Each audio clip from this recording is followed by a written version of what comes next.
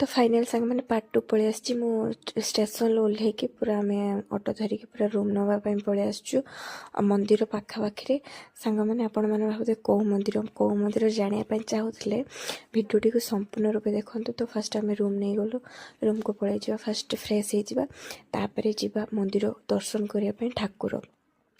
तो room T थी आमर कि एमती प्राइस बहुत अफोर्डेबल प्राइस थिला माने 3000 भितर आपण मानक पड़ीजो रूम 24 आवर्स आपण मैंने जब चाहते कंटाक्ट नंबर भी अच्छे आपण मैंने यही नंबर कंटाक्ट करेंगे जदि हो पूरी जाऊँगी रूम रही चाहते एसी भी अच्छे नॉन एसी भी अच्छे आपण मैंने शीतर गरम भी आराम से रहीपर।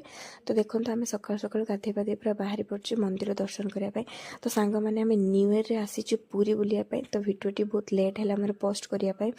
तो आम न्यू ईयर आसलु पूरी बुलायापी जगन्नाथ दर्शन करने फास्ट डे रे आम जगन्नाथ दर्शन करने आम स्वामी स्त्री पलि आसते। देखो सका सका केते कुहुड़ी तथापि बहुत भीड़ जेहेतु जगह को दर्शन करेंगे ना तो से बहुत भीड़ टाइम पाखापाखि 5टा कि 5टा 10-15 भितर हम आम गाधे पाधे पूरा रेडी होगी पलि आसचु पूरा लाइन रे छिड़ा होगी ठाकुर दर्शन करने हम ना।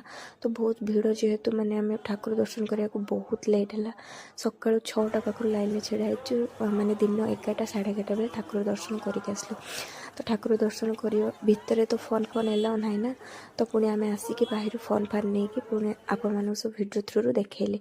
तो देखी दिखाँ आम बड़ देउल केते सुंदर भाव में सजाई आम माने प्रभु श्री जगन्नाथ को प्लीज भिडियो माने गोटे लाइक करवा कमेंट सियोर जय जगन्नाथ लिखिकी जी कौ मैंने जगह को भल पाँच यू ही जना पड़ो आपण मैंने कमेंट जय जगन्नाथ लिखुं कि ना एत तो टाइम थी ना जगन्नाथ जय जगन्नाथ लिखिपर आम जेहेतु एत कष्ट करी माने जगह टे दर्शन कलु आपण मैंने एति करें जय जगन्नाथ लिखिपार।